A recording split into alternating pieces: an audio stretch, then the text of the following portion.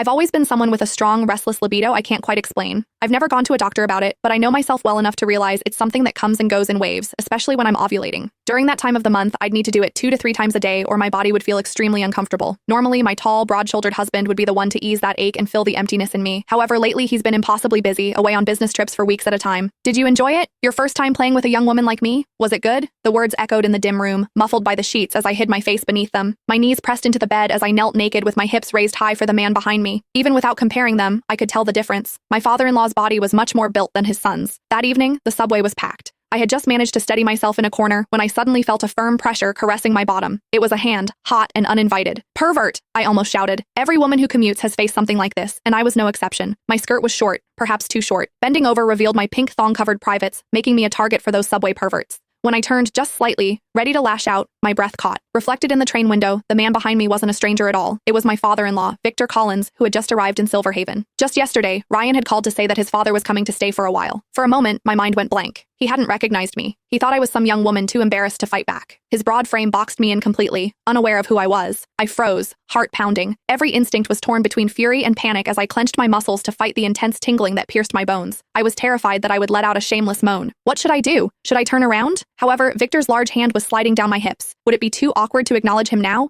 Should I pretend not to realize it? We were even getting off at the same stop, so there would be no avoiding him later. I stood there, unable to move, caught between reason and a strange, dizzy disbelief. Now I had only 2 choices: turn around and reveal myself, or continue enjoying myself. Originally, I was prepared to grit my teeth and acknowledge him, but when Victor gently slipped his fingers into my panties, my body instinctively chose the latter. As if foreplay was officially over, he thrust his fingers right in. The sudden touch made me moan, and I instinctively thrust my butt back, letting him penetrate deeper. I had to give it to Victor for being quite skillful. Not only did he always hit my most sensitive spots, but it was like a key, completely releasing the bottomless desire within me. My body reacted almost immediately, a warm current flowing slowly throughout me. Alas, Victor wasn't satisfied. He wanted more. I could feel him lower himself slightly, hooking his thumbs around the sides of my panties and slowly pulling them down to my thighs and curling them into a ball.